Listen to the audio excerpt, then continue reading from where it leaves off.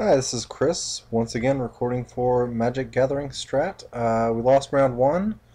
We are coming up now against Hangin' Hillbilly.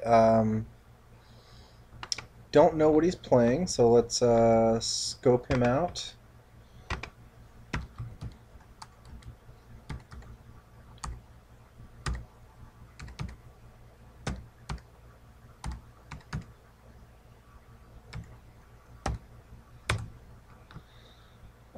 He has no decks. Hopefully this means he's just a bad player. We'll see. I do not want a mulligan. This has a spell stutter, 2 ninjas, and a counterspell. That might be a mistake to mulligan. Let me know if it is. My initial inclination is it's a decent hand. It's not the greatest, but I can't really send it back. He is mulliganing to 5 cards, and he will keep this hand. So let's see what he's playing. Looks like, and I kind of had an impression of this, he's Affinity. That's good, because I actually have sideboard cards for Affinity. So next turn it's Cloud of Fairies and Spell Stutter or Counterspell.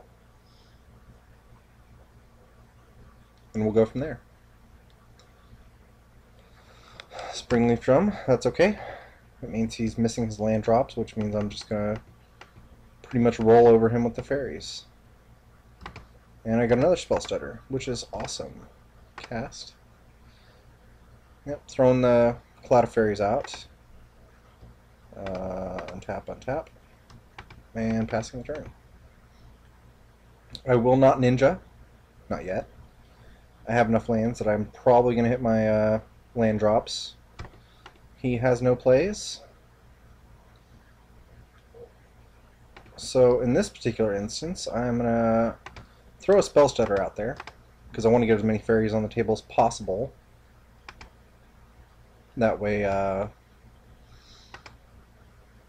can put them on a faster clock and counter the bigger things, such as Frogmite, although that's possibly not going to happen.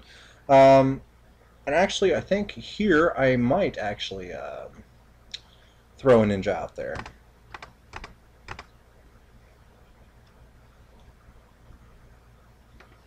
It just puts them on a faster clock and lets me draw some more cards. I have Spire Golem now to Spire Golem and a bunch of fairies to race. Piracy Charm. It's not doing too much against Affinity. But it will if he just keeps missing land drops. So what's this play here? For a black, so I'm thinking that's going to be a Disciple of the Vault. It is. There's a Piracy Charm target there. So maybe Piracy Charm does have a use here. I will be sideboarding it out though.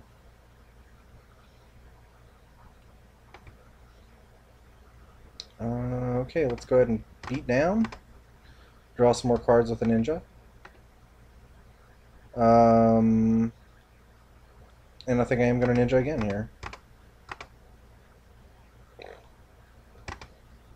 Because drawing 2 cards a turn is better than drawing 1. It's better than drawing, or correction, drawing 3 cards a turn is better than drawing a measly old 2. Casting a Cloud of Fairies. My opponent's in a pretty bad way here because I'm not going to let anything get through that matters. So his next realistic play is probably going to be something like an ATOG, and I'll just Spell Stutter that, and then he'll just continue getting beat down. And so he really doesn't have a shot here, I don't think. Not in this particular game.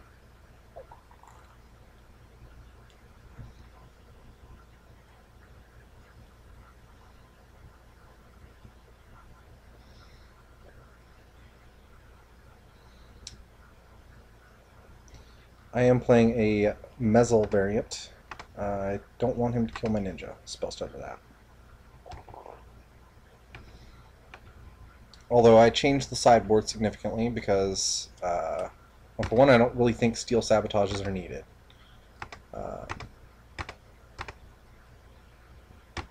They're only brought in against Affinity, and I'm not I consider Affinity one of the easier matches.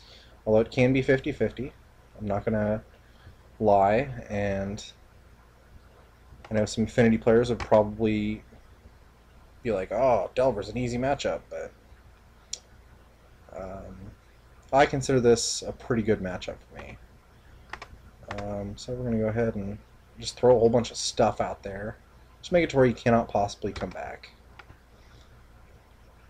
And of course anything he plays is going to get spell stuttered, and he's just dead next turn. He concedes the game. So sideboarding. I have a plan for Affinity. My plan will be Pyrocene Charms out. They don't have enough targets, although they did stop. What is that thing? Disciple. So Piracy Charms, Phantasmal Bears, because bears are just outclassed by the 4/4s. Una's Grace, because it's just too slow. So what do I definitely want? Definitely want Hydroblasts, because he's going to bring in Pyroblasts. And Snake Forms are one of the few ways that Blue has to deal with their big 4/4 dudes. So, do I want the Gushes? I think the Gushes are okay. He didn't show me enough. If I know that he was playing the flying variety with somber hover guards and whatnot, I would possibly bring in Stormbound Geists, but I think this is fine. The Snake Forms will take care of the 4/4s, and the Hydroblast will take care of everything else that matters, mostly ATOG. So that looks good. I'm going to go ahead and submit this deck, and we'll call it a day. This is Chris, once again recording for MagicGatheringStrat. I am playing a Mezzle Delver Blue with a few changes to the sideboard, and now we get to see if my theory on Snake Form is actually correct. I do not want to mulligan this hand because it's pretty good. Although I will be pretty bad off if he has a very explosive start. Looks like he's mulliganing 2/5 again, and this is one of the reasons out 4. It's one of the reasons I don't play Affinity. The inconsistency of their mana bases just kills them.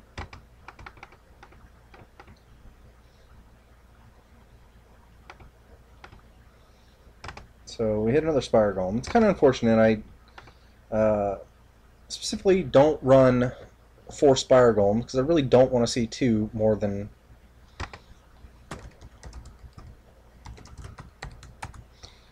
Really don't want to see 2 in the opening few turns, because I can't really cast them until turn 4 when I have 4 islands on board.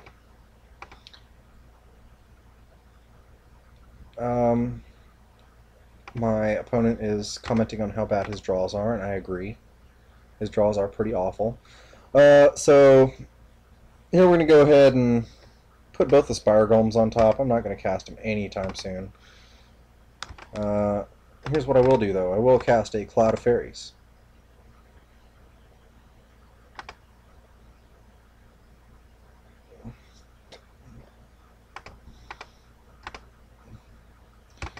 And now I will counter anything that he attempts to play, with the exception of Frogmite, because I can't counter that.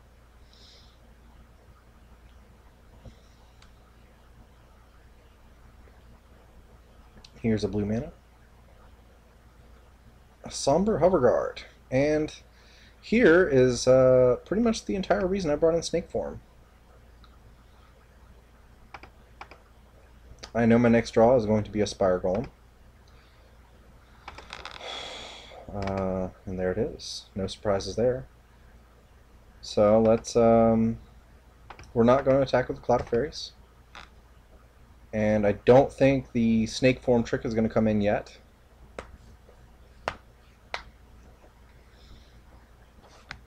I will definitely counter an ATOG. ATOG is one of the few ways they actually have to win in this match.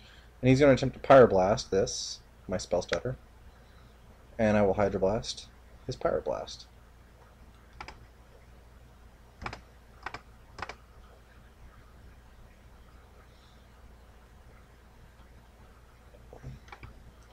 That leaves him with a 3/2 dude on the board, and I might actually just double block it. No, he's going to leave it back on defense, so let's go ahead and stick this Delver out there. And of course we will maintain our counter anything stance.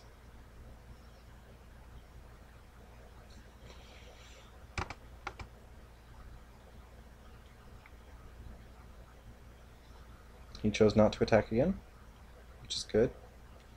That takes a lot of the pressure off of me. I'm going to Spell Stutter the Galvanic Blast. If you Power Blast this, then that's okay.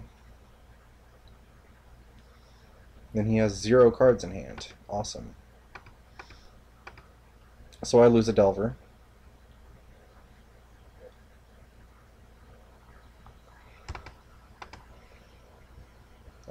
Draw another Quicksand. I really didn't want to see another Quicksand. Okay, so here at this point, at any point here, I have the Snake form as a backup. So now this will force him to start doing something. Drawing something other than his 3/2 wall.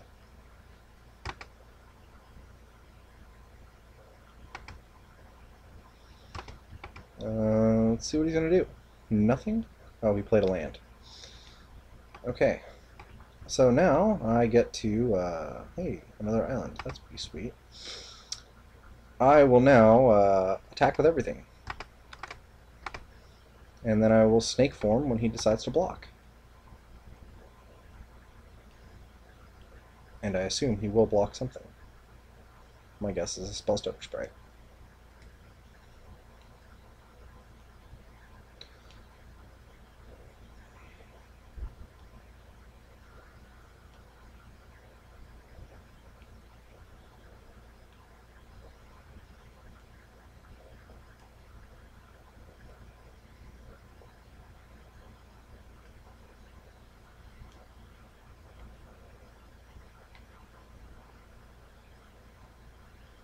Yep. So now I get to 1-for-1 him, 2-for-1 him. I don't know. I get to make a trade, which I like. I like trades.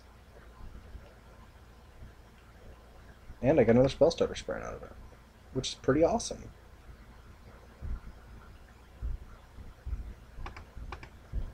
So of course we'll counter anything that he decides to play. And he just concedes. Okay, well, that was round 2, and it was over quite fast. Once again, I am Chris, aka C Weaver on MTGO, and you can contact me at cweaver8518 on YouTube. Thank you for watching.